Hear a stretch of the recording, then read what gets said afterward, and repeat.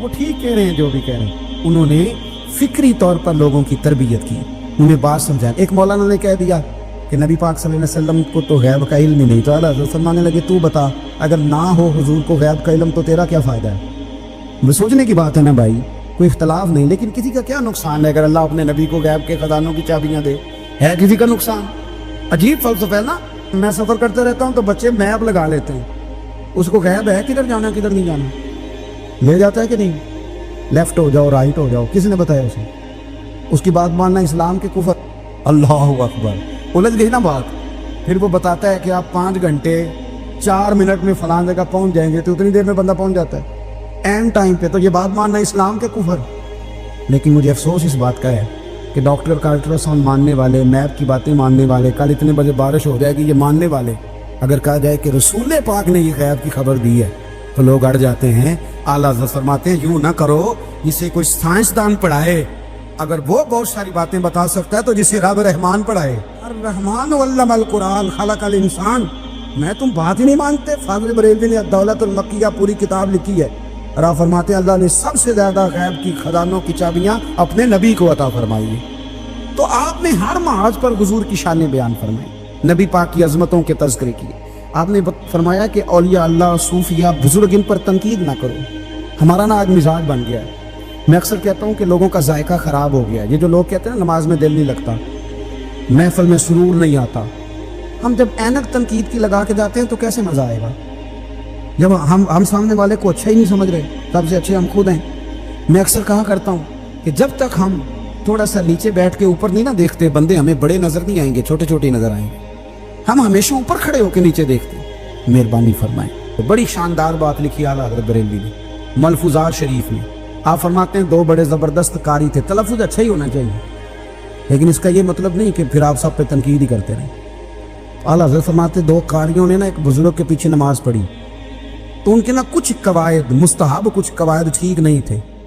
تو کہنے لگے شہرت تو بڑی سنی تھی پر بابے کو تو قرآن بھی صحیح نہیں پڑھنا آتا. یہ اعلیٰ حضرت نے لکھا, چھوڑو جو یہ بھی کو بلی ہے.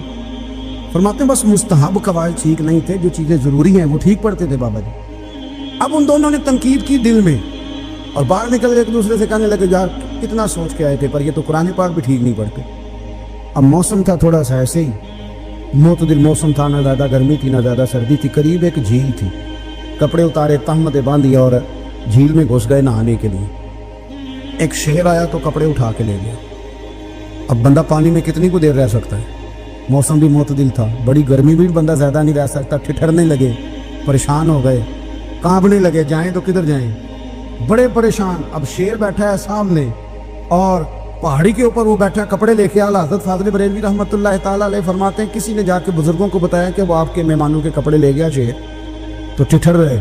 وہ بزرگ آئے اور آ کے نا تو شیر کو آواز دی, اللہ ہر مشکل دی کنجی یارو ہاتھ مرداں دے آئی. شیر کو آواز دی, کرنے لگے ادھر آئے نا.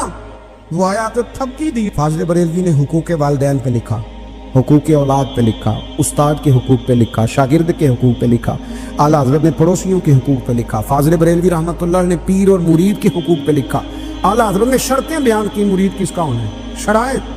فرمایا سب سے پہلے 4 شرطیں دیکھو پھر بیعت کرنا.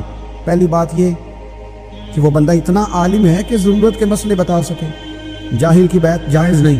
اور دوسرے نمبر پہ فرمایا یہ بھی دیکھو کہ اعلانیہ گناہ تو نہیں کرتا, ظاہری طور پر شریعت کا پابند ہے. تیسرے نمبر پر یہ دیکھو اس کا سلسلہ متصل ہے, باقاعدہ کسی سے مرید ہوا ہے, سلسلہ اوپر تک صحیح چل رہا ہے. اور فرمایا چوتھا یہ ضرور یاد رکھنا کہ خلیفہ مجاز ہو, کسی شیخ کامل نے اسے اجازت بھی اپنی مرضی سے نہ بن کے بیٹھ گیا ہو کہ مجھے طویل مل گئے ہیں, یہ نہ ہو. فرمایا ان چیزوں کو دیکھو اور پھر پوری پابندیاں لگائیں. کسی نے پوچھا پیر اور مریدنی کا پردہ ہے, تو اعلیٰ حضرت فرمانے لگے نبی پاک کی جو بیویاں ہیں نا وہ مومنوں کی مائیں ہیں, ان کو قرآن نے مائیں کا ہے. تو اگر اس ماں کا بیٹے سے پردہ ہے تو پھر مریدنی کا پیر سے پردہ کیوں نہیں؟ فرمایا واجب ہے مریدنی کے لیے پیر سے پردہ کرنا, واجب ہے. آپ کو ایک بزرگ تھے, انہوں نے اپنے یہاں جلسے پہ بلایا. جب آپ پہنچے تو وہ عورتوں کو ننگے منہ تعویذ دے رہے تھے. آپ نے دور سے دیکھا تو واپس آ گئے. وہ دوڑے پیچھے, کہنے لگے مولانا کچھ تو خیال کریں, لوگ کیا سوچیں گے, ایسے چلے گئے. تو آپ فرمانے لگے شاہ جی آپ نبی پاک کی شریعت کا خیال نہ کریں تو میں آپ کا خیال کروں؟ شریعت اسلامیہ کا خیال نہیں کر رہے, بے پردہ عورتوں میں بیٹھے ہو. وہ کہنے لگے میں توبہ کرتا ہوں, آج کے بعد نہیں کروں گا۔ فرمایا پھر ہاتھ بڑھائیے، پھر میں آپ کے ہاتھوں کے بوسے لیتا ہوں، اس لیے کہ اگر آپ مان گئے ہیں تو پھر ہمارا اختلاف نہیں۔ ساری زندگی دین کی پہرے داری کی۔ اعلیٰ حضرت رحمۃ اللہ علیہ نے آج سے 150 سال پہلے کہا تھا مسلمان اپنے بینک قائم کریں، اپنا سرمایہ۔ ایک جو باتیں آج کر رہے ہیں نا آپ کے لوگ دانشور، وہ 125 سال پہلے کہا تھا کہ اپنے بینک بناؤ، آپس میں مسلمان تجارت کریں۔ فرمایا اپنا پیسہ ایک دوسرے پر خرچ کرو، غریبوں کو وظائف دو، وہ سارے طریقے اپناؤ جو صحابہ نے اور محبوب کریم نے ہمیں عطا فرمائے۔ مسلمانوں کی فلاح پر انہوں نے بڑا کام کیا۔ وہ زمان اقبال پہلے کہا کرتے تھے سارے جہاں سے اچھا ہندوستان ہمارا، پھر اللہ نے توفیق دی تو کہنے لگے نہیں، خاص ہے ترکیب میں قوم رسول ہاشمی۔ اعلیٰ حضرت اسی زمانے سے کہہ رہے تھے نہیں بھائی، یہ مصطفیٰ کے غلام ہیں، ان کا منصب اور معیار الگ ہے۔ بڑی محبت سے زندگی گزاری، اللہ سے بڑا ڈرتے تھے۔ سید ایوب علی رضوی صاحب آپ کے خلیفہ ہیں، وہ کہتے ہیں چھوٹا سا بچہ صبح صبح آ گیا، کہنے لگا حضور آپ کی کل دعوت کرنی آ جائیں گے؟ آپ نے فرمایا آ جاؤں گا۔ کہنے لگا میں یتیم ہوں، باپ میرا فوت ہو گیا، میرا بڑے دل کرتا ہے آپ سے محبت ہو گئی۔ فرمایا کب آؤں؟ اس نے کہا کل آ جانا۔ کیا کھلاؤ گے؟ تو چنے کی دال اس نے جھولی میں ڈالی۔ کہنے لگا حضور میں لے آیا اور رات کو بھگاؤں گا، کل آپ کو کھلاؤں گا۔ آپ بیمار رہتے تھے، دوپہر کو سوجی کے بسکٹ کھایا کرتے تھے۔ سید صاحب کہتے ہیں جب وہ جانے لگا تو اعلیٰ حضرت فرمانے لگے اگر اجازت دو تو ایک بندہ ساتھ لے آؤں؟ کہنے لگا لے آؤ۔ فرماتے ہیں اس کے گھر گئے تو اندر بیٹھنے کی جگہ بھی نہیں تھی۔ 1000 کتاب کے مصنف، لاکھوں کروڑوں مریدوں کے پیر، امت مسلمہ کتنے بڑے لیڈر، کہتے ہیں اس نے نا باہر گلی کے باہر دروازے کے باہر چٹائی بچھا دی۔ کہنے لگا حضور اندر جگہ نہیں ہے، میری اماں ہیں اور آپ عورتوں سے بڑا پردہ کرتے ہیں۔ اعلیٰ حضرت باہر بیٹھ گئے زمین پہ، اس کو کہتے ہیں لاجپال پیر۔ باہر بیٹھ گئے، وہ چنے کی دال لایا اور باجرے کی موٹی روٹیاں۔ آپ کو تکلیف رہتی تھی پیٹ میں، آپ وہ چیزیں استعمال نہیں کرتے تھے، پر 1.5 روٹی کھائی۔ کھانے کے بعد کہا جائیں؟ کہنے لگا نہیں میری اماں آگ جلا رہی ہے، چائے پی کے جانا۔ وہ چائے آئی، جو بندہ سڑک سے گزرتا حضور یہاں بیٹھنے فرمایا جاؤ کام کرو، دعوت تمہاری ہے تمہاری نہیں، جاؤ اپنا کام کرو۔ وہاں بیٹھ کے کھانا کھایا۔ جب واپس نکلے تو اس بچے نے اجازت دی جائیے۔ واپس آئے تو کچھ چہرے پہ کمزوری کے آثار تھے، کچھ تکلیف پیٹ میں شروع ہو گئی۔ سید صاحب کہنے لگے حضور آپ نے کیا کیا؟ بیمار ہو جائیں گے۔ فرمانے لگے ایوب علی یار بیماری تو ٹھیک ہو جائے گی، پر تو نے دیکھا نہیں یتیم کا دل کتنا راضی ہو گیا ہے، کتنا راضی ہو گیا اس کا دل۔ دنیا میں کیوں نہ نبی پاک کی غلامی میں آ گئے۔ وہ کہتے تھے دنیا، اعلیٰ حضرت نے کتاب لکھی ہے الامن والاولا، اس میں آپ فرماتے ہیں جو حضور کی پناہ میں آ جاتا ہے نا وہ بچ جاتا ہے۔ اللہ کرے آپ کو سمجھ آئے میری بات کی۔ جو حضور کی پناہ میں آ جاتا ہے، وہ جو دنیا دار رہتا ہے، مالدار رہتا ہے، حضور کی پناہ میں نہیں آتا وہ بے سکون رہتا ہے۔ فرماتے یہاں دنیا میں بھی حضور کی پناہ میں آ جاؤ، آج لے ان کی پناہ۔ اور آج دلیل آپ نے ابن ماجہ کی حدیث لکھی ہے، حضرت تمیم داری حدیث کے راوی ہیں، اعلیٰ حضرت نے لکھی ہے۔ فرماتے ہیں جو حضور کی پناہ میں آیا بچ گیا۔ دلیل دیتے ہیں، فرمایا انسان تو انسان، جانور بھی آتے تھے تو بچ جاتے تھے۔ حضرت تمیم داری رضی اللہ تعالیٰ عنہ فرماتے ہیں کہ ہم کھڑے تھے، ایک اونٹ دوڑتا ہوا آیا، نبی کریم صلی اللہ علیہ وسلم کے پہلے اس نے قدموں پہ سجدے کیے۔ صحابہ کہنے لگے حضور ہمیں بھی اجازت دیں۔ فرمایا وہ تو بے زبان ہے، اسے تو پتہ کوئی نہیں، پیش نظر ہے وہ نو بہار، سجدے کو دل ہے بے قرار، روکیے سر کو روکیے یہی تو امتحان ہے۔ فرمایا اسے کیا پتا، تم تو مکلف ہو شریعت کے، تمہیں اجازت نہیں ہے۔ اور اعلیٰ حضرت نے 2 ٹوک لکھا ہے، فرمایا سوائے خدا کے کسی کو تعظیمی سجدہ بھی حرام ہے۔ یہ نوٹ کر لیں میری بات۔ اور اعلیٰ حضرت نے فتاوی رضویہ میں لکھا ہے کسی قبر پہ جاؤ تو 4 ہاتھ دور کھڑے رہو۔ اللہ کرے آپ کو سمجھ آئے، کتنے ہاتھ؟ 4 ہاتھ دور کھڑے رہو، سورۃ فاتحہ پڑھو، درود شریف پڑھو، جس قبر پہ گئے ان کی روح کو اصال ثواب کر، ان کے وسیلے سے دعا مانگو۔ اعلیٰ حضرت فرماتے ہیں قبر کو سجدہ بالاتفاق حرام ہے، طواف قبر کا کرنا بالاتفاق حرام ہے۔ بوسہ لینے میں اختلاف ہے کہ جائز ہے کہ ناجائز ہے، لیکن بوسے سے بھی چونکہ شک پڑتا ہے تو فرماتے ہیں احمد رضا کی رائے یہ ہے کہ بوسہ لینے سے بھی بچا جائے۔ وہ آ گیا تو اس سے اگلی باتیں کرتا، بس خاموش رہ، باادب رہ اور پیچھے رہ۔ تو حضرت تمیم داری کہتے ہیں یہ حدیث اعلیٰ حضرت نے لکھی ہے الامن والاولا میں۔ فرماتے ہیں کہ اونٹ نے پہلے سجدہ کیا، قدم چومے، پھر اس نے حضور کے کان میں کوئی بات کہی۔ روزے دے دوالے نے غلاماں دیاں ٹولیاں، ایک پہ سندا ہے کروڑاں دیاں بولیاں، یعنی اونٹ نے بات کی تو حضور نے وہ بھی سن لی۔ اعلیٰ حضرت کہتے ہیں جو پناہ میں آتا ہے بچ جاتا ہے۔ کہتے ہیں رسول کریم نے نا اونٹ کی پشت پہ ہاتھ پھیرا اور اللہ کے محبوب فرمانے لگے فکر نہ کر، اب تو آ گیا ہے نا، تو جیسے تو کہے گا ویسے ہی ہو جائے گا، جیسے تو کہے گا ویسے ہی۔ ابن ماجہ میں موجود ہے، پر میں چونکہ فاضل بریلوی رحمۃ اللہ علیہ کی کتاب سے پیش کر رہا ہوں، الامن والعلا سے، تو میں اسی انداز میں پیش کر رہا ہوں جس انداز میں وہاں ہے۔ حضرت تمیم داری کہتے ہیں کہ ہماری سمجھ میں بات کوئی نہ آئی، تھوڑی دیر گزری تو کچھ لوگوں نے ہاتھوں میں رسیاں پکڑی ہیں، خنجر پکڑے ہیں، دوڑے آئے، یا رسول اللہ یہ ہمارا اونٹ ہے۔ حضرت تمیم داری کہتے ہیں میں نے دیکھا کہ جب وہ آ گئے نا خنجر لے کے، تو اونٹ حضور کے پیچھے چھپ گیا۔ آج لے ان کی پناہ، آج مدد مانگ ان سے، وہ حضور کے پیچھے چھپ گیا۔ تو کہتے ہیں کہ نبی کریم صلی اللہ تعالیٰ علیہ وسلم نے فرمایا کیا مسئلہ بھائی؟ یا رسول اللہ ہمارا اونٹ ہے، ذبح کرنے لگے تھے دوڑا ہے۔ حضور فرمانے لگے وہ تو تمہاری شکایت کر رہا ہے۔ وہ کہتا ہے یا رسول اللہ میں نے برسوں ان کی نوکری کی، برسوں میں نے بڑی نوکری کی۔ صحیح کہتا ہے یا رسول اللہ؟ ٹھیک کہتا ہے حضور، اب بوڑھا ہو گیا ہوں، تھوڑا زیادہ بوجھ نہیں اٹھا سکتا، تو مجھے ذبح کر کے کھانا چاہتے ہیں، میں مرنا نہیں چاہتا۔ نبی کریم فرمانے لگے اچھے لوگ یہ صلہ دیتے ہیں؟ انہوں نے عرض کی حضور آپ حکم کر دیں، ہم اس کو چھوڑ دیتے ہیں یا رسول اللہ، نہیں ذبح کریں گے، خدمت کریں گے۔ حضور فرمانے لگے نہیں، اب میرے پاس آیا ہے نا، اب میں نے واپس نہیں کرنا، آج ہو گیا ہے، آج لے ان کی پناہ، آج مدد مانگ ان سے، آج ہو گیا یا رسول اللہ پھر رکھ لیں۔ حضور نے فرمایا نہیں بھائی پیسے بتاؤ کتنے؟ یا رسول اللہ نہیں کچھ نہیں۔ نبی کریم علیہ السلام نے فرمایا نہیں، بتاؤ کتنے، بتاؤ کتنے؟ انہوں نے کہا حضور ایک دفعہ ریٹ لگایا تھا تو 100 دینار لگا تھا۔ حضور نے فرمایا بلال دے دو 100 دینار، 100 دینار دے دیا۔ اعلیٰ حضرت فرماتے ہیں دیکھو ان کی پناہ میں آنے کی برکتیں کتنی ہیں۔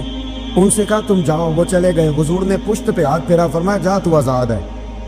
حضرت تمیم داری کہتے ہیں وہ پہلے گیا پھر پلٹ کے آیا، اس نے نبی پاک کے کان میں کو بات کی، کئی باتیں کی، پر میں ایک بات کرتا ہوں، کئی باتیں کی، ایک بات کی تو حضور رو پڑے۔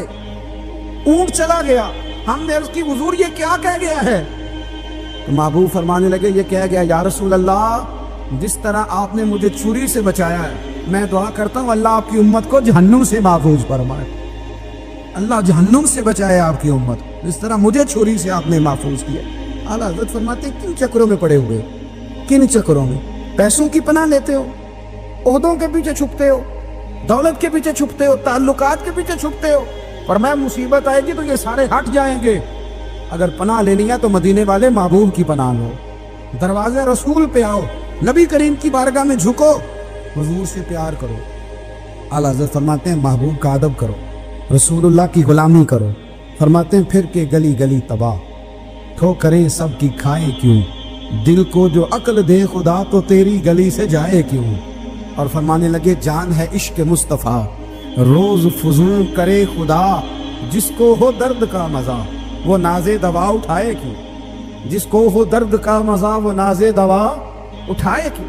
انہوں نے محبوب کریم کی محبت کا پیغام دیا، صحابہ کی محبت کا، بولیے صحابہ کی محبت کا پوری کتاب لکھی حضرت صدیق اکبر جناب عمر کے فضائل پر۔ اور مزے کی بات یہ ہے کہ اعلیٰ حضرت نے نا اردو شاعروں میں سے کسی کو توفیق نہیں ہوئی حضور کو شہنشاہ کہنے کی، اعلیٰ حضرت نے کہا میرے نبی شہنشاہ ہیں۔ دلیل کیا دی؟ فرمانے لگے پڑھو ترمذی، حضور نے فرمایا میرے 2 وزیر زمینوں میں ہیں 2 آسمانوں میں، زمین کے 2 وزیروں کے نام ابو بکر اور عمر ہیں، آسمان کے 2 وزیر ہیں جبریل اور میکائیل۔ اعلیٰ حضرت کہنے لگے حضور وزیر تو کسی شہنشاہ کے ہی ہوتے ہیں، پھر کہہ لو نا شہنشاہ۔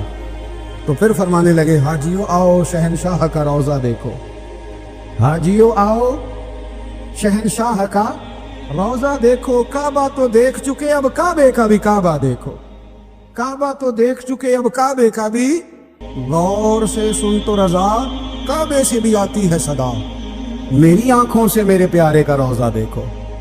اعلیٰ حضرت نے ساری زندگی اور صحابہ کرام کی بات کی، اہل بیت کی بات کی، اولیاء کی بات کی، صوفیاء کی بات کی، دفاع کیا سب کا، سب کے شانوں میں لکھا، امت کو بتلایا کہ اپنے بزرگوں سے جڑے رہو گے تو بچے رہو گے۔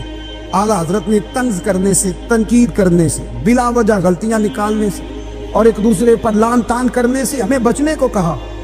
اعلیٰ حضرت فرماتے ہیں کوئی علم اگر آ جائے نا تو اس کا معنی یہ نہیں کہ سب کو جاہل سمجھ لینا چاہیے۔ سمجھ آ رہی ہے میری بات کی؟ ہم جس شعبے میں بھی ہوتے ہیں نا سامنے والے کو ان پڑھ ہی سمجھتے ہیں۔ مولویوں کے بارے میں بعض لوگوں کا خیال ہے کہ یہ پتہ نہیں کون سی مخلوق ہے، ان کو کیا پتا دنیا داری کا۔ میں صحیح کہہ رہا ہوں۔ اسی طرح جو میرے شعبے سے تعلق رکھنے والے لوگ ہیں وہ کہتے ہیں شاید سارے تاجر 2 نمبر طریقے سے ہی مال کماتے ہیں، یہ ہو نہیں سکتا، ایسا ہو نہیں سکتا۔ ہمیں نا دوسروں کی اہمیت کی خبر رکھنی چاہیے. ہم ایک دوسرے سے پیار ہے, ہم طنز کرتے ہیں, تنقید کرتے ہیں. فاضل بریلوی منع کرتے تھے, آپ فرماتے ہیں یہ طریقہ درست ہے. ہم جب غلطیاں نکالنے پہ جاتے ہیں تو معاذ اللہ اتنا اوپر بن جاتے ہیں کہ معاذ اللہ ثم معاذ اللہ اللہ رسول تک پہنچ جاتے ہیں. اعلیٰ حضرت کے زمانے میں ایک شخص نے کہہ دیا نبی پاک کا خیال آئے تو نماز ٹوٹ جاتی ہے. عقل ہے نا جی, جہاں مرضی لے جاؤ. اور کہنے لگا جی میں نے خالص اللہ کے لیے پڑھنی ہے نا فلسفہ جی. نبی پاک کا خیال آئے تو نماز ہے. اعلیٰ حضرت فرمانے لگے تو بڑا ہی پاگل ہے. جب تو کہے گا السلام علیکہ ایھا النبی, خیال آئے گا کہ نہیں؟ فرمانے لگے تو بڑا ہی نادان ہے. جب تو کہے گا اللہم صلی علی محمد وعلی, خیال آیا کہ نہیں آیا؟ فرمانے لگے تو نبی پاک کی بات کرتا ہے, نماز میں تو ابا اماں کا بھی خیال آتا ہے. ربنا اغفر لی ولوالدی. فرمانے لگے ربے کے خیال سے نہیں ٹوٹتی تو مدینے والے کے خیال سے کیسے ٹوٹ گئی؟ فرمانے لگے بڑا ہی بیوقوف ہے تو. اعلیٰ حضرت فرمانے لگے تو کہتے ہے حضور کا خیال آئے تو ٹوٹ جاتی ہے. فرمانے لگے جب تک حضور کا خیال آئے نہ نماز ہوتی نہیں. جب تک حضور کا خیال نہ آئے نماز ہوتی نہیں, سوال ہی نہیں پیدا ہوتا. لوگوں نے کہا جناب وہ کس طرح؟ تو اعلیٰ حضرت فرمانے لگے اللہ نے کہا قرآن میں واقعی الصلاۃ, نماز پڑھو. یہ نہیں بتایا کتنی پڑھنی ہے, اور یہ بھی نہیں بتایا فجر کی کتنی پڑھنی ہے, یہ بھی نہیں بتایا ظہر کی, یہ بھی نہیں بتایا قیام کیسے کرنا ہے, ہمیں یہ بھی نہیں بتایا رکوع کیسے کرنا ہے. ہمیں کیسے پتہ چلا؟ جب صحابہ نے کہا نا رب کہتا ہے نماز پڑھے تو کیسے پڑھے, تو حضور فرمانے لگے صلو کما رأیتمونی اصلی, نماز اس طرح پڑھو کرو جس طرح مجھے پڑھتے ہوئے دیکھتے ہو. تو کہا یہ تو کیسی عجیب بات کر رہا ہے کہ نبی کریم صلی اللہ علیہ وسلم کا خیال آئے. اور پھر بڑی مزیدار بات, ایک شخص نے اعلیٰ حضرت سے آ کے نا اس زمانے میں نا ایک آریہ مذہب ہوتا تھا, اب اللہ کا شکر ہے وہ کوئی نہیں. اب ویسے جو بڑے نئے نئے مذہب نکل آئے ہیں, جو آدمی جتنا پڑھ جاتا ہے معاذ اللہ وہ ایک نئی بات ہی شروع کر دیتا ہے, اور جو انوکھی بات کرے اس کے پیچھے رش بھی زیادہ ہو جاتا ہے. سٹائل ذرا ہٹ کے ہو نا جی تو ذرا ماحول جلدی بن جاتا ہے. تو وہ آریہ مذہب تھا, تو وہ ایک آریہ آ گیا اعلیٰ حضرت کے پاس آ کے کہنے لگا کہ فرض کی اہمیت زیادہ ہے کہ سنت کی؟ تو اعلیٰ حضرت فرمانے لگے بھئی اہمیت تو فرض کی زیادہ ہے. تو کہنے لگے آپ کا وضو تو پھر سنت سے شروع ہوتا ہے. وضو میں پہلا فرض ہے منہ دھونا, اور آپ سب سے پہلے ہاتھ دھوتے ہیں, یہ بھی سنت. ناک میں پانی ڈالنا یہ بھی, کلی کرنا یہ بھی. میری بات کی سمجھ آ رہی؟ اس نے کہا یہ آپ عجیب لوگ ہیں, فرض اگر بڑا ہے تو پہلے فرض ہونا چاہیے تھا. سمجھ آ رہی میری بات کی؟ لوگ دین پر بڑے بڑے مختلف اعتراضات کرتے ہیں نا. اس نے کہا کہ پہلے ہونا چاہیے تھا فرض. تو منہ دھونا فرض ہے, آپ نے گھٹنوں تک ہاتھ دھوئے, اب یہ جو آپ نے ہاتھ دھو یہ بھی سنت, کلی کری تو وہ بھی سنت, ناک میں پانی ڈالا تو وہ بھی سنت, تو آپ تو چوتھے نمبر پہ فرض ادا کر رہے. تو اعلیٰ حضرت فرمانے لگے تم اصل میں محبوب کا غلام نہیں نا. ہاں تجھے کیا بتاؤ یہ بات کیا ہے, تو بیٹھ جا ہم سے سن, ہم تجھے بتاتے ہیں. اس نے کہا جی کیا مطلب؟ فرمانے لگے یہ محبوب جو ہے نا ہمارے, یہ ہمیں بڑی جگہوں سے بچاتے ہیں, یہ بچا کے فرائض تک لے جاتے ہیں. کیا مطلب؟ کہنے لگے حضور نے ہمیں کہا ہے کہ پہلے نا ہاتھ دھو لو, پتہ چل جائے پانی زیادہ گرم تو نہیں, منہ جاوی نہ جائے, پہلے نا دیکھ لو. فرمایا پھر ناک میں ڈال کے پتہ کرا لو کہ اس میں سے بدبو تو نہیں آتی, سنت بھی ادا ہو گئی, پتہ بھی چل گیا بو تو نہیں آ رہی. اور فرمایا پھر منہ میں ڈال کے چکھ لو کہ بد ذائقہ تو نہیں. اب یہ 3 سنتیں ادا کر کے تم فرض ادا کرو گے تو اللہ بھی راضی ہوگا, اللہ کے رسول بھی راضی ہوگا. نبی کریم علیہ السلام کے صحابی حضرت ابو ہریرہ رضی اللہ تعالیٰ عنہ فرماتے ہیں کہ حضور سید عالم علیہ السلام کے پاس میں بیٹھا تھا, تو چند نوجوان حضور کے پاس بیٹھے تھے. جہاں ہم بیٹھے تھے وہاں جگہ کچھ تنگ تھی. ایک بزرگ آ گئے سفید داڑھی والے, انہوں نے سلام دی. نبی پاک علیہ السلام نے سلام کا جواب دیا تو حضور نے نوجوانوں پہ 2-3 دفعہ نظر ڈالی, وہ بیٹھے رہے, ان کو جگہ نہیں دی, تھوڑے سمٹے نہیں. تو کہتے ہیں رسول پاک علیہ السلام نے بات کی تو میں کانپنے لگا. اللہ کے حبیب نے فرمایا من لم یرحم صغیرنا ولم یعکر کبیرنا فلیس منا. فرمایا جس کو چھوٹے پہ شفقت نہیں کرنی آتی اور جس کو بڑے کی عزت نہیں کرنی آتی اس کا تو ہم سے تعلق ہی کوئی نہیں. فلیس منا, وہ ہم میں سے. فرمایا وہ آئے تم نے جگہ ہی نہیں دی, جس سفید داڑھی والے شخص کا اکرام نہیں کیا اس کو تم نے جگہ ہی نہیں دی. اور ہم لوگ یہ سمجھتے ہیں, یہ نوجوان یہ سمجھتے ہیں کہ ہم نے کون سا بوڑھے ہو رہے ہیں, ہم نے کون سا بوڑھے ہو, ہم نے تو سدا جوان ہی رہنا. ایک کلرک نے نا ایک دفعہ کسی بہت بڑے رائٹر کو کہہ کہ اپنے نام سمیت, اس نے کہا تھا میرا نام, ایڈریس, فون نمبر سمیت یہ بات اپنے کالم میں درج کر دو. اس نے کہا کہ میں کلرک تھا, تنخواہیں وغیرہ دیتا تھا کسی بینک میں یا کسی ایسے ادارے میں ملازم تھا جہاں میں وہ چیزیں دیا کر. تو کہتے ہیں کہ میں وہاں یہ کام کرتا تھا تو بوڑھے لوگ، آپ کو پتہ ہے ضعیف لوگ آتے ہیں بیچارے پینشن لینے، کسی بچے کی منت کرتے ہیں، وہ لے کے جاتا ہے، بابا جی کو یہ بھی نہیں پتا انگوٹھا کہاں لگانا ہے، فارم کیسے فل کرنا ہے۔ تو یہ سرکاری عہدوں پہ بیٹھے لوگ معاذ اللہ تنگ ہوتے ہیں اور کئی دفعہ غلط جملے استعمال کرتے ہیں۔ تو کہا کرتا تھا کہ میں بڑا سخت رویہ رکھتا تھا، اب میری بھی پینشن ہو گئی ہے، اور اب جب میں خود لینے جاتا ہوں نا تو کہتے ہیں جتنے دھکے میں یہ تھے اس سے 11 گنا کھا چکا ہوں، پر معافی کوئی نہیں مل رہی۔ تو لوگوں کو یہ میرا نام لے کے ایڈریس سمیت بتا دیں کہ اگر اپنا بڑھاپا سیف کرنا چاہتے ہیں تو اپنی جوانی محتاط کریں، اگر اپنا بڑھاپا سیف کرنا چاہتے ہیں تو اپنی جوانی، اور بڑھاپے میں باتیں برداشت ہوتی، جوانی میں برداشت ہوتی ہے، بڑھاپے میں تو لفظ صحیح بھی نہیں جاتے، آنسو خود بخود نکل جاتے ہیں جب بچہ بات کرتا ہے۔ سنو یہ نوجوان یہ حدیث یاد کر لیں، یہ طبرانی میں موجود ہے، میرے نبی کریم علیہ الصلوۃ والسلام نے فرمایا یہ حدیث یاد کر لینی ہے، پڑھیے درود صلی اللہ ہو، پھر کہیے صلی اللہ ہو، چلے تیسری دفعہ بھی پڑھ لیں صلی اللہ ہو۔ رسول پاک علیہ الصلوۃ والسلام نے فرمایا جو شخص اپنی جوانی میں کسی بوڑھے کی عزت کرے گا، جب وہ بوڑھا ہوگا تو اللہ اسے کئی گنا بڑھ کے اس کی عزت کرائے گا، اس کی کی گئی عزت سے کئی گنا بڑھ کے رب پھر اس کی عزت کرائے گا۔ نوجوان اکرام کرنا سیکھیں، بزرگوں کا احترام کریں، اپنے بڑوں کے ساتھ، اور بڑوں میں جتنے بھی صاحب فضیلت بڑے ہیں، آپ کا جو استاد ہے وہ آپ کے لیے بڑا قابل احترام ہے، بڑا قابل احترام ہے۔ میں ماسٹر کی ڈگری لینے کے بعد اب بھی کبھی گاؤں میں اپنی پرائمری کے ٹیچروں کو دیکھتا ہوں، اب بھی تو احساس پیدا ہوتا ہے کہ یہ اگر ہمیں وہ الف با تا سا نہ پڑھاتے، شروع کی کتابیں یہ المدہ عام نہ پڑھاتے تو پھر اس سے آگے بھی ہمیں پڑھنا نہ آتا۔ اور اگر آپ کو اللہ تعالیٰ سمجھ دے نا، توفیق دے، تو یہ سمجھیں کہ جو چھوٹا استاد ہوتا ہے اس کی محنت زیادہ ہوتی ہے۔ ہاں یونیورسٹی والے جو ٹیچر ہیں تو لیکچر لے کے چلے جاتے ہیں، تو وہ جس نے رٹا لگایا نا پہاڑے یاد کرانے کا، وہ جس نے آپ کو املا لکھنی سکھائی ہے نا، اس کی محنت، اگرچہ اس کی تعلیم میٹرک PTC ہے، اگرچہ آپ اس سے کئی گنا زیادہ تعلیم حاصل کر گئے، لیکن اصل مشقت اس قاری صاحب کی ہے جس قاری نے آپ کو قاعدہ پڑھایا ہے، جس نے تلفظ ٹھیک کرایا ہے۔ ابتدائی کتابوں کے اساتذہ کی مشقت زیادہ ہوتی، بڑے لوگ کو لیکچر دے کے چلے جاتے۔ تو بھائی ادب کرنا سیکھیں۔ میرے رسول پاک صلی اللہ علیہ وسلم نے ارشاد فرمایا، حضور فرمانے لگے ایک تیرا باپ وہ ہے جس کی صلب سے تو پیدا ہوا، اور ایک تیرا باپ وہ ہے جس نے اپنی بیٹی دے کے تجھے بیٹا بنایا، اور فرمایا ایک تیرا باپ وہ ہے جس نے تجھے تعلیم دی۔ وہ تیرا باپ ہے، اس کا اکرام کر، اس کا ادب۔ اور حضرت مولا علی شیر خدا نے تو شیروں جیسی بات ہی کر دی۔ بڑے لوگ بڑی بڑی باتیں، اتنی بڑی بات اس موضوع پر میں نے تلاش کیا ہے، میں نے بڑے لوگوں کو پڑھا ہے اس عنوان پر، لیکن اتنی بڑی بات کہیں نہیں ملی۔ حضرت علی المرتضیٰ رضی اللہ تعالیٰ عنہ فرمانے لگے جس نے مجھے ایک حرف سکھایا ہے وہ میرا استاد ہے، اگر وہ چاہے تو مدینے کے چوک میں کھڑا کر کے مجھے بیچ دے، میں اس کے ہاتھوں بکنے کو بھی تیار ہوں۔ وہ جس نے مجھے ایک حرف، اساتذہ کا احترام نہیں، اساتذہ پریشان، استاد تو بیچارے روز کٹہرے میں کھڑا ہے، روز کٹہرے میں، روز لوگ اس کو کہتے ہیں کہ جناب آپ نے یہ بات کیسے کر دی، آپ کی جرت کیسے ہوئی۔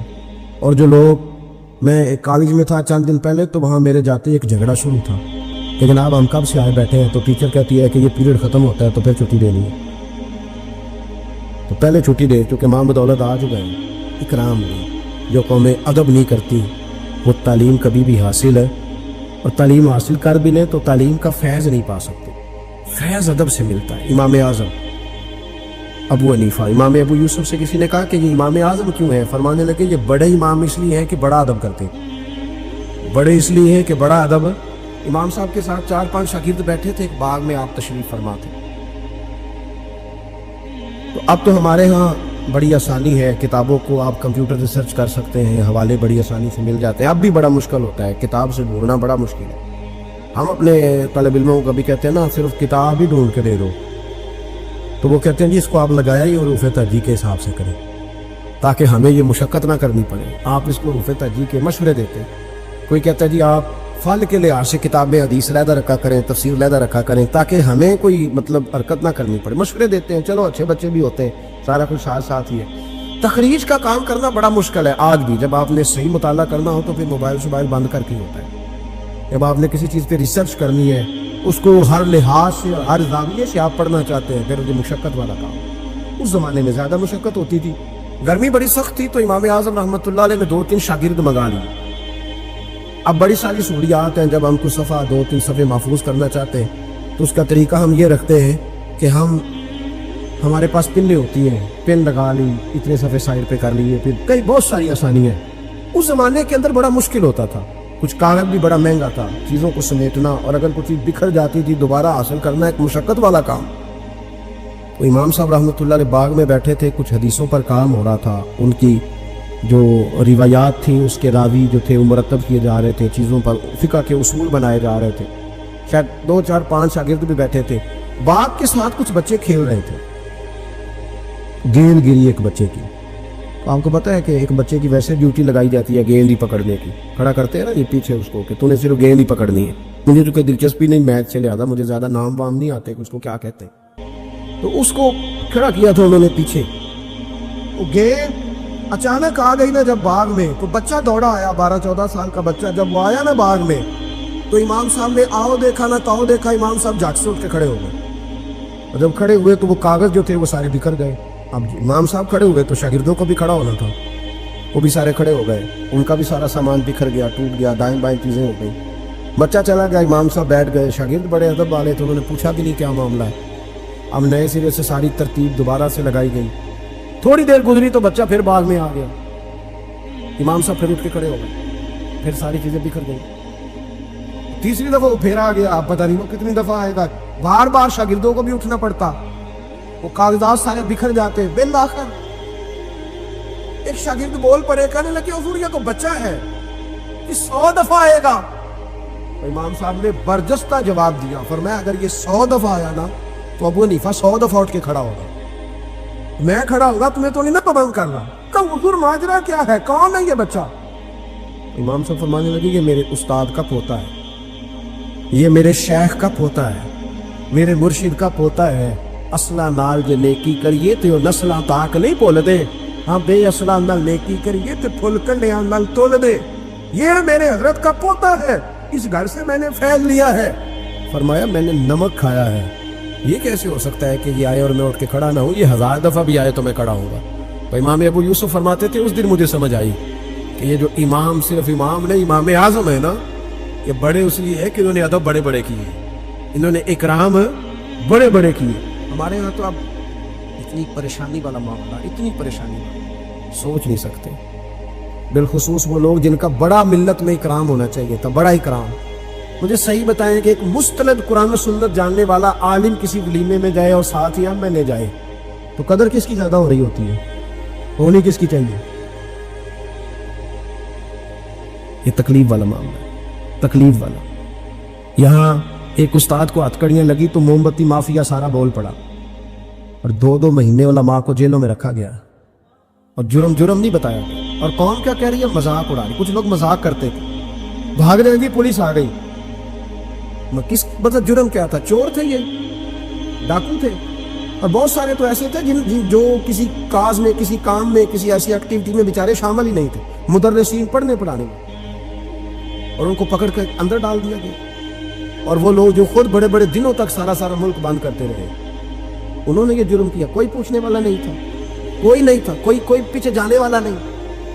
2 مہینے، اور پھر کہا گیا 20 لاکھ اور پتہ نہیں کتنے لاکھ، اور پھر ڈائریکشن کا نہیں پتہ جانا کدھر، زمانہ تو یہ بتایا ہی نہیں گیا۔ تو مجھے بتلاؤ یہ کیا ان لوگوں کا معاشرے میں کیا اکرام رہ گیا، کیا احترام رہ گیا؟ بہت سارے ایسے لوگ ہیں جن کے والد 2 مہینے جیل میں رہے، بچوں نے مدرسوں میں پڑھنا چھوڑ دیا کہ جو ہمارے ابے کا حشر ہوا ہمارا بھی تو وہی ہونا ہے نا، پڑھنا چھوڑ گئے طالب علم، انہوں نے کہا کہ ہم سے نہیں یہ کام ہوتا۔ تو روز سیمینار کرتے ہو، یہ تھوڑے دن پہلے کراچی میں سیمینار تھا کہ ہرن کی پیدائش کم ہو گئی ہے، تو ایسے اقدامات کیے جائیں کہ ہرن جو ہے وہ زیادہ پیدا ہو۔ بہت بڑا سیمینار منعقد کیا گیا۔ آپ کو نہیں پتا کہ علماء کم رہتے جا رہے ہیں؟ پتہ ہے آپ کو؟ ڈھونڈنے سے عالم نہیں ملتا، بستیوں کی بستیاں خالی ہیں۔ کیوں؟ اس لیے کہ جو حشر کرتے ہیں نا ہم، خود ساری زندگی جو مرضی کرتا رہے، اور کسی عالم کا ننگا سر بھی دیکھ لے تو وہ 20 دے گا، 20 دے گا۔ ہم جا رہے تھے تھوڑے دن پہلے لاہور، تو آگے گاڑیوں کی بریک لگ گئی، وہ گاڑیوں کی بریک لگی تو بچے نے بریک لگا دی گاڑی کی، تو پیچھے سے ایک ڈرائیور نے آ کے دھڑام سے گاڑی ماری، اڑا دیا سارا کچھ پیچھے، سب ختم۔ اب اس کی سواریاں کرنے لگی کہ ہم تجھے وہاں سے کہتے آ رہے ہیں کہ تو چلاتا ادھر ہے، دیکھتا ادھر ہے، بچے جلال کرنے لگے تو میں نے ان کا بازو تھام لیا. میں نے کہا پتر ہم جو کام کرتے ہیں نا یہ بڑا مظلومیت والا کام ہے. تم نے 2 منٹ بھی کسی سے بات کر لی نا, حالانکہ غلطی ساری اس کی ہے, اور ہم نے اسے کچھ بھی نہیں کہا. اس کی سواریاں ساری اس کے گلے پڑ رہی تھی کہ جو تو دیکھتا ادھر ہے, چلاتا ادھر ہے, ساتھ میسج لکھ رہا ہے, تو ساتھ موبائل سن رہا ہے, تو کتنا پاگل ہے, کتنے لوگوں کی جان خطرے میں ڈال. تو میں نے کہا بیٹے تم ایک بات بھی کرو گے تو اس کی ویڈیو بن جائے گی. پھر یہ دیکھیں یہ پیر صاحب تبلیغ کرتے ہیں, ان کا حال دیکھیں, یہ فٹافٹ معاملہ یہ اتنا سخت معاملہ, اتنی اذیت ناک یہ مسئلہ ہوتا جا رہا ہے, اتنا کربناک ہے یہ معاملہ. کسی نے کسی سے ہاتھ نے ملایا تو شور ہو گیا. یہ بازو دکھنے لگتا ہے. آپ یقین کریں بیٹھے رہتے ہیں نا, جب کسی مجلس میں جاتے ہیں تو ہزاروں لوگوں سے ملنا پڑتا ہے, اور سنگی اپنے حساب سے ملاقات کرتے ہیں. کچھ بڑے عقیدت مند ہوتے ہیں, اور جب تک پورا بازو اپنے قریب نہ کر لے تب تک سلاد میں بھی مزہ نہیں آتا. تو اب آپ کیا نہیں پوچھ سکتے, آپ چونکہ آپ دین کی بات کرتے ہیں, آپ خبردار, آپ بالکل ہلیں گے نہیں, آپ کو ہر جگہ پورا اترنا ہے. تو یہ اتنا گھٹن والا موقع, کیونکہ آداب نہیں رہے, کیونکہ ہم تکلیف دیتے ہیں, ہم آزمائش میں ڈال. ایسے ایسے جملے لوگ کستے اور کہتے ہیں کہ جن کا کوئی مطلب جواب ممکن ہی نہیں, آپ دے نہیں سکتے. آپ کس طرح کر کے اس کا جواب دیں؟ کسی نے فون کیا, آپ کو سخت بات کہہ دی تو آپ نہیں جواب دے سکتے. پتہ نہیں وہاں ریکارڈنگ نہ چل رہی ہو, اور وہ اپنی بات پتہ نہیں ریکارڈ کرے نہیں کرے گا. یہ تکلیف ہے. کبھی بھی اپنے بزرگوں کو تکلیف کبھی بھی تکلیف نہ دیں, کبھی بھی اذیت میں مبتلا نہ کریں, آزمائش میں نہ ڈالیں کبھی بھی. اور میں طالب علموں سے کہتا ہوں تمہیں کیا ضرورت ہے کبھی کبھی, اور الحمدللہ یہ چند لوگوں کی بات کر رہا ہوں, ورنہ اللہ کا فضل ہے. عزت کرنے والوں کی تعداد زیادہ ہے, پیار کرنے والوں کی تعداد زیادہ ہے, اور کرم کے ساتھ دیکھنے والوں کی تعداد زیادہ ہے. اللہ کا فضل ہے, زیادہ ہے لوگ. لیکن میں طالب علموں سے کہتا ہوں, میں یہ حدیث اکثر بیان نہیں کرتا کہ کہیں میرے دل میں یہ خیال نہ آئے کہ میں بھی ایسا ہوں. میں اس درجے کا بندہ نہیں ہوں, الحمدللہ صحیح کہہ رہا ہوں, میں اس درجے کا نہیں ہوں. پر یار کتنی شاندار بات ہے, کتنی بڑی علامہ اسماعیل حقی نے روایت لکھی ہے. میرے نبی کریم رسول رحمت صلی اللہ علیہ وسلم آقا دو عالم علیہ السلام نے فرمایا, حضور نے نہیں فرمایا کہ پیر میرا وارث ہے. نبی پاک نے یہ نہیں فرمایا کہ جو ساری زندگی رزق حلال کھائے وہ میرا وارث ہے. یہ نہیں فرمایا کہ 40 سال عشاء کے وضو سے فجر پڑے تو اب میرا سجادہ نشین ہو گیا. نہ, نبی پاک نے فرمایا یہ جو عالم ہے نا یہ میرے وارث ہے. یہ دین کے عالم میرے, اور کیا حسن ہے لفظوں کا, کیا وقار ہے. یقین کرے جب یہ حدیثیں پڑھتے ہیں نا تو روح پرواز کرتی ہے, اور دل کرتا ہے کہ وجہ اگر آ سکتا ہے تو اس بات پہ آ سکتا ہے. میرے مصطفیٰ کریم علیہ السلام نے فرمایا جس نے کسی عالم کی مدد کی سمجھے میں نے اپنے نبی کی مدد کی. فرمایا جس نے کسی عالم کو سہارا دیا وہ سمجھے میں نے اپنے نبی کو سہارا دیا. اور حضور فرمانے لگے جو کسی عالم کی صحبت میں بیٹھا وہ سمجھے میری صحبت میں بیٹھا ہے. اور حد ہو گئی, نبی کریم علیہ السلام نے فرمایا جس نے عالم کی زیارت کر لی سمجھے اس نے میرا دیدار کر لیا. اور فرمایا عالم کا چہرہ دیکھتے رہنا بھی عبادت ہے. اتنا بڑا درجہ. اور جہاں جناب موم بتی مافیا ٹی وی پہ بیٹھے ہوئے لبرل لوگ, لبرل بے دین, یہاں تو کسی کی عزت محفوظ نہیں. تھوڑے دن پہلے ایک بڑے مشہور اینکر کی مجھے ویڈیو دکھائی بچوں نے, علامہ اقبال کو برا بھلا کہہ رہے تھے. اللہ, اور بڑے غلیظ. سنے آپ نے بھی, نام لینے کی ضرورت تو نہیں, پتہ نہ کہ میں بات نہیں کرتا جی, کسی ہم ذکر نہیں کرتے. میرا عرض کرنے کا مقصد یہ ہے کہ آپ اقبال مصور پاکستان, محسن پاکستان, اور ٹی وی پر بیٹھ کر آپ جب ایسی ہستیوں کے بارے میں جملے کسیں گے پیچھے کیا رہے گا؟ تکلیف نہ دے. کم از کم جو چلے گئے ان کے بارے میں تو نبی پاک نے فرمایا اس کو محاسن موت آپ کو, جو مر جائے تو اس میں تو کمزوری ہو بھی تو اس کا ذکر نہ کرو, اس کی صرف اچھی اچھی باتوں کا ذکر کرو. یہ ظلم ہے, یہ زیادتی ہے. خیال فرمائے اپنے گزر. دیکھیں نا داتا علی اجمیری رحمت اللہ, پتہ کتنا بڑا شخص ہے. غوث اعظم جیلانی رحمت اللہ علیہ کا ایک قول ہے, آپ فرماتے ہیں کہ اگر میں علی بن عثمان حجویری کے زمانے میں ہوتا تو ضرور ان کی صحبت میں بیٹھتا. غوث پاک کہتے ہیں چلو ہم تو داتا صاحب ایسے بھی نہیں جاتے, کبھی مال لینے لاہور گئے ہو نا تو باہر ہی کھڑے ہو کے کچھ لوگ سلام کر لیتے ہیں. کچھ لوگ کہتے ہیں جی میں نے پورے سال میں ایک پورا بندہ وہاں سجدہ کرتے دیکھا, ایک پورا. تو میں کہتا ہوں جو ہر نماز کے وقت وہاں ہزاروں نماز پڑھتے ہیں وہ نہیں نظر آئے؟ جو ہزاروں لوگ وہاں جمعہ پڑھتے ہیں وہ نہیں دکھے تمہیں؟ جو سارا دن قرآن پاک کی تلاوت ہوتی ہے وہ نہیں نظر آئی؟ عجیب معاملہ. ایک صاحب مجھ سے کہنے لگے کہ داتا تو اللہ ہے. میں نے کہا اللہ کے 99 ناموں میں داتا نکال کے دکھاؤ, ہے کہیں؟ بولے لفظ ہی فارسی کا ہے. کیا عجیب, مطلب ایسی منطق ہے لوگوں کی جو سمجھ سے بالا تر ہے. بھائی لفظ داتا اللہ کے 99 ناموں میں موجود ہے نہیں ہے. داتا کا معنی آپ کیوں وہ کرتے ہو؟ پھر تو آپ کہیں گے کہ اماں سے بھی روٹی مانگنا جائز نہیں, کیونکہ داتا کا معنی دینے والا ہے. تو اماں روٹی پکا کے دیتی ہے کہ نہیں؟ ابا پیسے دیتا ہے کہ نہیں؟ عجیب فلسفہ ہے لوگوں کا. ہر بات کا الٹ مطلب، بزرگوں تک کو لوگ تکلیف دیتے ہیں، اذیت دیتے ہیں، آزمائش میں مبتلا کرتے ہیں. اور ایسی ایسی کم اعلیٰ حضرت فاضل بریلوی رحمۃ اللہ علیہ کے چھوٹے صاحبزادے تھے حضور مفتی اعظم ہند مولانا مصطفیٰ رضا خان صاحب رحمۃ، 1.25 کروڑ آدمی مرید تھے، اور حضرت کے لاکھوں میں محدثین شاگرد تھے. لیکن تنقید کرنے والوں کو موقع مل جاتا ہے نا. حضرت بڑی دور گئے تھے ایک جگہ پہ، بڑی دور، تو ایک سیٹھ صاحب کہنے لگے کہ میرا بڑا دل کرتا ہے کہ وہ میرے گھر میں قیام کریں، بڑی میری خواہش ہے. چلو ٹھیک ہے، آپ کے گھر قیام کرتے ہیں. حضور مفتی اعظم نا رات کو ان کے گھر میں قیام کیا. اب مسافر کے لیے تو اللہ تعالیٰ نے نماز عادی کر دی ہے، 4 فرضوں والی نماز ہے تو رب کریم نے 2 فرض کر دی. سنتوں اور نفلوں میں اجازت دے دی، پڑھے کوئی تب بھی ٹھیک ہے، نہ پڑھے تب بھی ٹھیک ہے. تو اب فرض جہاں کم کر دیے گئے تو حضور مفتی اعظم اس گھر میں مہمان تھے، سارا دن کی تھکاوٹ تھی، تو جہاں اللہ تعالیٰ نے فرض کم کر دیے وہاں کسی کو پابندی لگائے کہ اٹھ کے تہجد بھی پڑھے. آپ نے عشاء کی نماز پڑھی، آرام فرمایا، فجر کے وقت اٹھے. اس شخص نے بڑی مشکل سے نا فجر کے بعد ناشتہ دیا اور سویرے شور کرنے لگا اتنے بڑے پیر ہیں، تہجد تو پڑھی کوئی نہیں. لوگوں نے اس کو کہا یار تو اس بات کی پابندی لگا رہا ہے جس کی اللہ رسول نہیں لگاتے. تو سفر کے اندر تو فرض نماز کو اللہ تعالیٰ نے اجازت دے دی ہے، تو نفلوں کی کرنے لگا. جی نہیں مجھے نہیں سمجھ آئی بات. انہوں نے کہا کہ تمہیں پتہ ہے حدیث کیا ہے کہ جس نے، اللہ فرماتا ہے جس نے میرے ولی سے دشمنی کی میرا اس کے خلاف اعلان جنگ ہے. یہ بخاری مسلم کی مستند ترین حدیث ہے. صرف جنگ نہیں، اعلان جنگ ہے. اعلان 2 ہی تو جرم ہے جن پہ اللہ زیادہ ناراض ہے. ایک کا سود نہ چھوڑا تم نے تو میں جنگ کروں گا، اور ایک کا میرے ولی سے دشمنی کی تو میں تمہارے خلاف اعلان. اس حدیث کی ایک عرب بھی کمزور نہیں، سند بھی کمزور نہیں، متن اتنی تگڑی حدیث. حضرت معاذ ابن جبل رضی اللہ تعالیٰ عنہ نبی پاک صلی اللہ علیہ وسلم کے روزے پر بیٹھ کے رو رہے تھے. یہ ابو داؤد شریف کی حدیث ہے. حضرت عمر آگے کا روتے کیوں؟ فرمانے لگے مجھے 2 حدیثوں نے پریشان کر دیا. ایک تو نبی پاک نے فرمایا چھوٹی سی ریاکاری بھی شرک ہے، اگرچہ شرک اصغر ہے پر انسان سے غلطی ہو ہی جاتی ہے.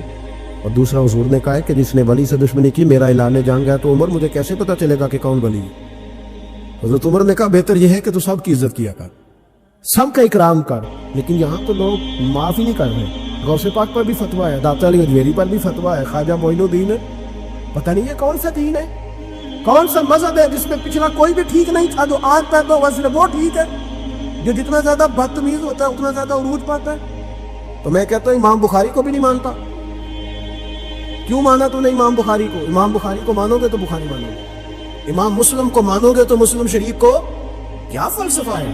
بغیر کسی امام کے تو حدیث تک پہنچ ہی نہیں سکتا. جانا ڈائریکٹ جا کے لے نبی پاک سے حدیث، امام بخاری کے بخیر لے، تیرا پتہ چلے. جب امت میں جتنے لوگ گزر گئے سینکڑوں سالوں میں وہ سارے غلط تھے، جو آج پیدا ہوا وہ ٹھیک ہے. کوئی ٹی وی پہ بیٹھ گیا، کوئی یوٹیوب پہ بیٹھ گیا، سارے غلط تھے جی میں نہیں آیا ہوں میں ٹھیک ہوں. یہ کیسے ہو سکتا ہے؟ بدتمیزوں کو عروج ملے گا. تو نبی کریم علیہ السلام نے فرمایا اللہ کا اعلان جنگ ہے، یہ بخاری مسلم ہے، یاد رکھنا. کبھی ذہن میں بھی کسی اللہ کے نیک بندے کے بارے میں برا خیال نہ پیدا کرنا. اعلان جنگ ہے رب کریم کا. تو کہنے لگا جی تہجد نہیں پڑھی. لوگوں نے بڑا سمجھایا کہ یار کوئی بات تو نے غیر شرعی دیکھی ہے تو وہ کر، لیکن تو جہاں بیٹھتا ہے غیبت کرتا ہے، جہاں بیٹھتا ہے کوئی غیر شرعی بات دیکھی ہے تو بیان کر. ہم کہنے لگا جی نہیں. چونکہ بڑا سیٹھ تھا، جب اس نے اتنی زیادہ بات کی تو حضور مفتی اعظم ہند کو تکلیف ہوئی. جا رہے ہیں ہم لوگ. آپ رو پڑے، فرمانے لگے اسے ایسا نہیں کرنا چاہیے تھا. میری کوئی غلط بات دیکھتا تو تبصرہ کرتا. آپ کی آنکھوں میں آنسو کیا آئے، اس کے گھر میں تو آگ لگ گئی. کہتا ہے صرف وجود کے کپڑے بچے، باقی ہر شے جل گئی. اور پھر میں 2 سال محنت کرتا رہا کہ دوبارہ میرا گھر، میرا کاروبار مضبوط ہو جائے، نہ ہو سکا. پھر ایک دن تڑپا، کسی نے کہا وہاں چلا جا، معافی لے لے. تجھے پتہ ہے جب کوئی ولی کا بے ادب ہوتا ہے تو پھر رب اس کا کیا حال کرتا ہے. وہاں چلا جا، بچ جائے گا. آیا حضور مفتی اعظم کی خدمت میں، دروازے پہ داخل ہوا تو آپ فرمانے لگے تو نے اچھا کیا تو آ گیا، اور اب تجھے معافی مانگنے کی ضرورت نہیں، جا میں بغیر معافی مانگے ہی تجھے معاف کرتا ہوں. وہ کہتا ہے اگلے دن سے ہی میں نے اپنا رویہ.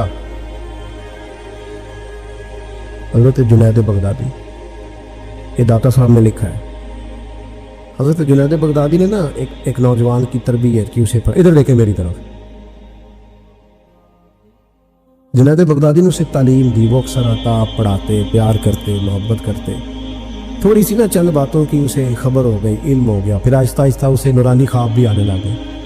پھر آہستہ آہستہ اسے سمجھ لگنے لگے کہ اب میں نہ کچھ ہوں. परवाह को नहीं होती रब करीम के बंदे को, मौज करे कोई। एक चाहत करने वाला जाता है तो कई दर्जन अल्लाह अता करता है। लेकिन ना सिर्फ इतनी तकलीफ होती है कि मेरी हाथों के तराशे हुए मिट्टी के सनम आज बुतखाने में भगवान बने बैठे हैं। इतना तकलीफ होती है कि उसको वो पत्थर जिनको सिखाई थी कुव्वत गोयाई हम